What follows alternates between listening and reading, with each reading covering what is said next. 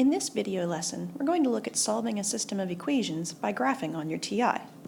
This lesson will focus specifically on graphing straight lines as a Math 10 skill, but it will also be applicable for all of your math courses after this to help you work with other kinds of equations in Math 11, Math 12, and your pre-calculus courses if you choose to take them. As a quick reminder, when we talk about solving by graphing, our strategy was to begin by graphing both equations, and we would work on graph paper in order to ensure that we had an accurate graph. But we might see one line that looks like this and another like that. Our next job is to find the coordinates of the intersection, and we've asked you to circle those, and then report your answer as a coordinate point. We're going to do the same thing with our TI, but use the power of the TI to come up with some very exact answers. When solving by graphing on your TI, your first job is to get those equations into the machine. This might mean that sometimes you have to rearrange the equation to be in y= form. So if we begin with the first equation, in order to rearrange to y= form, we might subtract x from each side and then divide through by -2. So that the equation we put in y1 will be 1/2 x subtracting 3. For the other equation, once we rearrange, we find that it will be y = 2/3 of x subtracting 5/3. And since we're using the graphing calculator and we can enter fractions very easily, it's most appropriate to leave that as the fraction 5/3 instead of a decimal number. That 5/3 will help us to come up with the most accurate answer possible. So as you follow along, now your calculator screen should look like this. Once you've entered your equations, the next step is to choose your window settings and to graph. It's always a good idea to start out with your standard zoom, the zoom option 6. And this is because most of the graphs we're going to work with will show you an intersection somewhere within those settings. If we take a peek at our table of values for our equations, the y values are all somewhere between -10 and +10, and we get a feeling that our intersection will probably happen in that range. So these window settings with the standard zoom are very appropriate. In a little bit, we'll take a look at an example where we have to choose different window settings, but let's keep going for now. When we graph with our standard window settings, here's the graph we should see. And we can in fact find our intersection occurs somewhere over here in the third quadrant. Since we can see the intersection, we're doing great. Your next job is to have the calculator actually calculate the coordinates of the intersection. To get to the Calculate menu, we're going to use Second, and then the Trace button, which will bring up this menu. You're interested in option 5, the option to calculate an intersection. You can either use the down arrow to move down, put your cursor on top of the 5, and then push Enter, or you can simply push the 5 key, and your calculator will perform this command. Once you've selected an intersection, your calculator will jump back to the graph. Now your calculator is going to ask you about the first curve. It needs you to tell it which two equations we're finding the intersection of. The calculator automatically assumes that the first curve is going to be the y1 equation. This is exactly what we want. So you're going to push Enter. Next, your calculator will ask you about the second curve, the other equation we want to find the intersection of. It will automatically assume that we're talking about the equation in the y2 spot. And again, this is exactly what we want. So once more, you're going to push Enter to confirm. Lastly, your calculator is going to ask about a guess. In fact, your calculator finds this intersection by doing a very, very fast series of guess and check.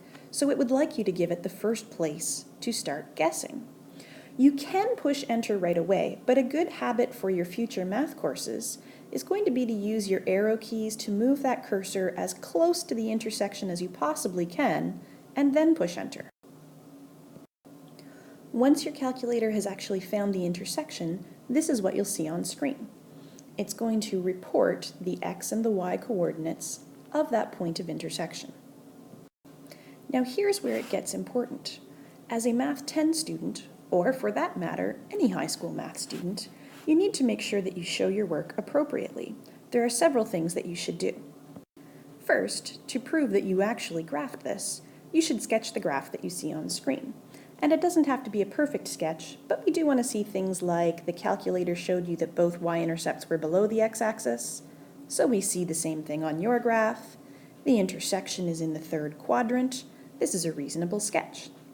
The next thing we want you to do is tell us which equations you actually graphed. Since you couldn't possibly graph the equations in this form, we make sure to write down the equations that we actually put in on screen. This means that you could easily repeat the work if you had to.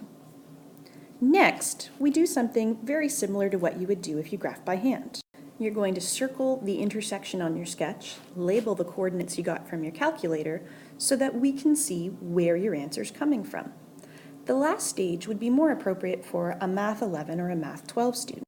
If it turns out that you only need the X or the Y to answer a problem, then we would go one step further and make sure to state our final answer. As Math 10 students, our final answer is in fact the coordinate point, so that takes us as far as we need to go. Now what about choosing window settings? In our first example, the standard window settings worked beautifully. In this example, taken from one of our textbook problems, the equations that were given don't show up in our standard window. So your strategy is going to be to use the table of values to help you out. Pushing second and graph will take you to that table of values. Here's our table of values if we start at 0 and count by ones. And I can see that nothing is showing up in our standard window because these are very, very large values of y. They're above the window settings right now. I can also see that my y values are really far apart. Counting by ones, it might take a very, very long time to find the intersection. This is where it would be a good time to go to our table setup and try something different. The second and then the window buttons will take you to the table setup. And maybe we choose to start at 0 and count by 100. Here's the table that starts at 0 and counts by hundreds.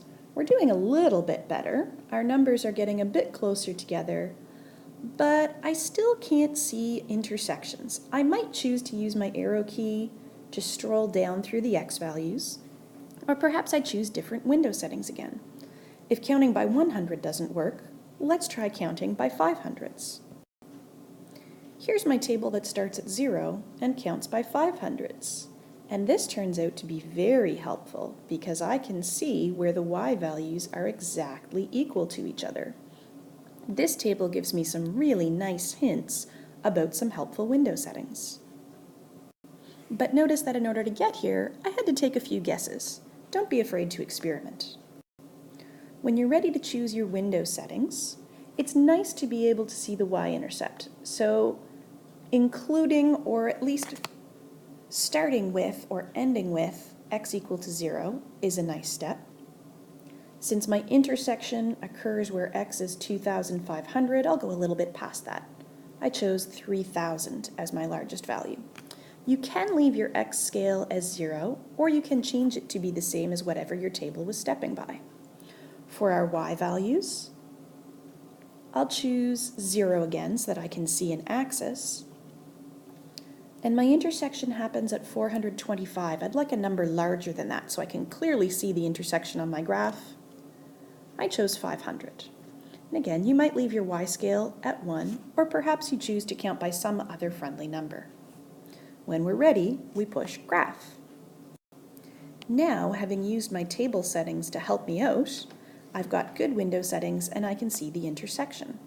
We're ready to find those coordinates again. And remember the process. We push second and trace to get to the calculate menu, choose the fifth option to find the intersection.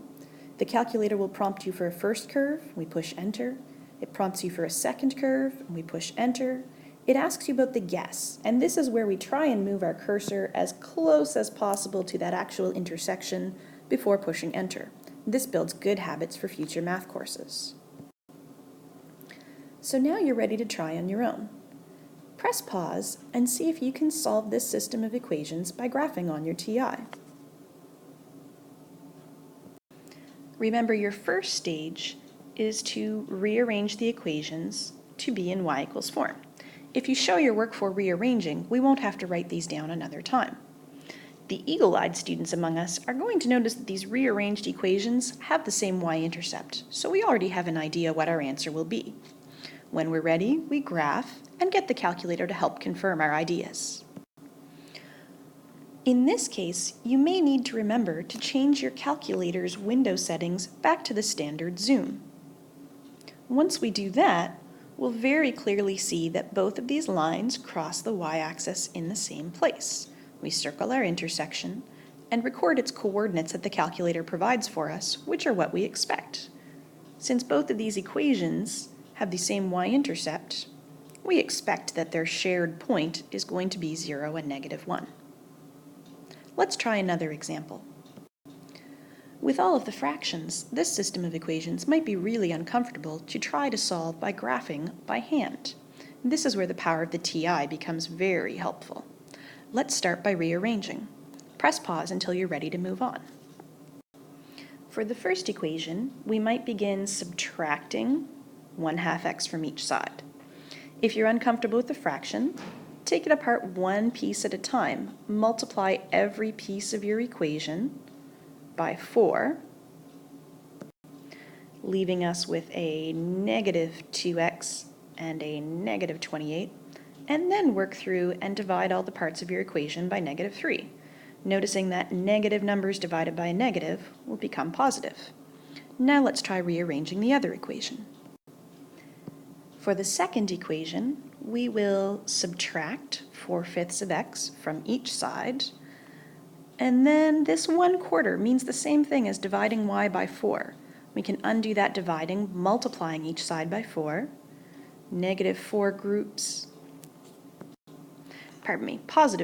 of -4/5 will be -16/5, and 4 groups of 6 becomes 24. Now we have our two equations in y equals form. Let's put them into our calculator, and we're going to remember to put our fractions in as fractions so that we don't have to worry about any rounding problems. When you first push graph, you're not going to see the intersection if you're on your standard window settings. We see something like this. The graph itself gives us a clue where our intersection will be. It's going to be a little bit higher than our window settings, but it will definitely happen within our possible values of x. So we need to go in and change our y-max to be a little bit larger. Maybe we'll change y-max to be 20. Once that's done, we can clearly see our intersection. We can use our calculators to help find those coordinates. Rounding to 2 places after the decimal, we'll call this 3.79 and 11.86. And if you can handle this example, you're in a really great spot to move forward, since this was a really tricky one. If you have any questions or problems, don't forget to ask about them in class.